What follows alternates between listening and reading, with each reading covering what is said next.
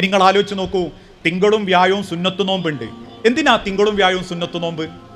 സഹാബാക്കൾ ചോദിച്ചു, നബിയെ എന്തിനാ? നബി സല്ലല്ലാഹു അലൈഹി വസല്ലം പറഞ്ഞു, തിങ്കളും വ്യാഴവുമാണ് നമ്മൾ ചെയ്ത അമലുകൾ അള്ളാന്റെ അടുത്തേക്ക് മലക്കൾ കൊണ്ടുപോവുക.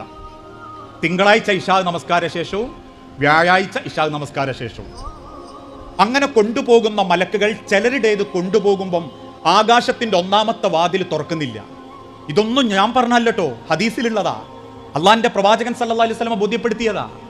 ഒന്നാമത്തെ വാതിലിന്റെ അരികിൽ നിന്ന് ആ മലക്കുകൾ റബ്ബിനോട് പറയും, പടച്ചോനെ പെന്നെയാന്ന് കരുതുക, അൻസാറാണ്, നല്ലോണം നിസ്കരിച്ചിട്ടുണ്ട്, നോമ്പ് വെച്ചിട്ടുണ്ട്, സുന്നത്തോമ്പ് എടുത്തിട്ടുണ്ട്, ഖുർആൻ ഓതിയിട്ടുണ്ട്, എന്നിട്ടും ഇയാളുടെ അമലിന് വേണ്ടിയിട്ട് എന്താ റബ്ബേ ഈ അള്ളാന്റെ കവാടം തുറക്കാത്ത റബ്ബേ?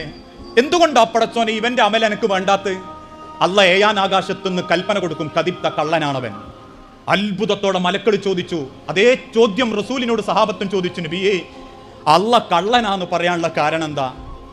അള്ളാന്റെ പ്രവാചകൻ കണ്ണീരോടെ പറഞ്ഞു, അവൻ കുടുംബത്തിൽ ആരോടോ പിണങ്ങി ജീവിക്കുന്നതുകൊണ്ട്, അവൻ കുടുംബത്തിൽ ആരോടോ മനസ്സിൽ അലോഗ്യം വെച്ച് ജീവിക്കുന്നവനായതുകൊണ്ട് അള്ളാഹു പറയും, കുടുംബ ബന്ധം മുറിച്ചവർ കള്ളന്മാരാ, അതുകൊണ്ട് അവർക്ക് അള്ളാന്റെ അടുത്തേക്ക് പ്രത്യേകിച്ച് സ്ഥാനമല്ല. അത്രക്ക് ഗൗരവമുണ്ട് കുടുംബം നന്നാക്കുക എന്നുള്ളത്. നമ്മളെ നിസ്കാരവും നോമ്പും ഒക്കെ ഒന്ന് ക്ലിയറാ.